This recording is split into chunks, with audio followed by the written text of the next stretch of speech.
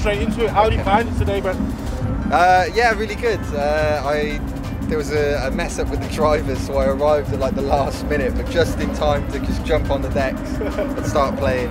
And you know, it's great just kind of running in and then just seeing a huge tent with everyone there packed out all the way to the edges. So, I mean, I played here last year as well, the first one, and it was really good then.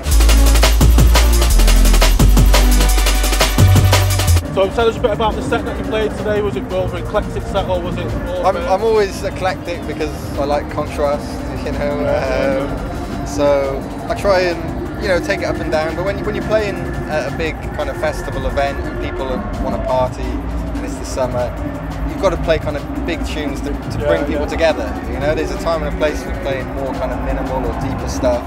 They work better in smaller clubs.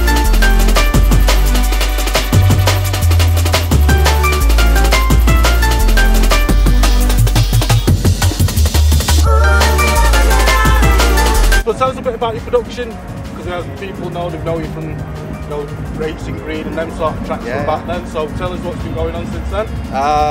Well, I'm in the middle now of writing my 4th album. Yeah, not including the greatest hits compilation I put out a few years ago. Right. When did the first album come out? The first album was 2002, then 2004, then 2007, and now it's going to be like probably early 2012 by the time it comes out. So it seems that each one takes longer. So I don't know, maybe I'm more of a perfectionist. So you were talking to London Electricity before. Do you go through the same process, like writing like 40 to 50 tracks before you find it all? Usually I can, you know, I work on lots of tracks, start lots of tunes, and just have sketches go in loops. And as you work on them, you kind of get a feel for whether it's going to be really something interesting and something you really want to finish. And so I usually kind of edit the ones that aren't really doing it for me, so that I usually only end up finishing the tracks that I really love. Right, okay. and that usually ends up being the right amount for the album. So how many tracks do you normally drop on the albums? Usually about 12 tracks. Right. Yeah.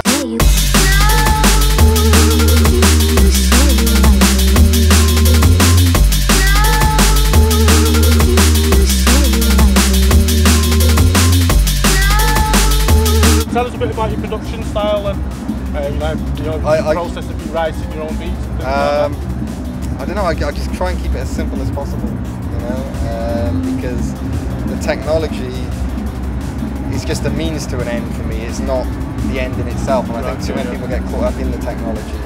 And although there can be an art to it, to people who really master a piece of kit, I think most people don't really care and don't understand what's going on anyway with the technology, and really what counts is the idea, is the vibe, is the musicality of it. And you know, I look at like some of my earlier tunes where the production, you know, maybe I don't think it's too hot now, you know, because I've learned a lot over the last 10 years, but still the melody, the idea is so strong, people still love those tunes.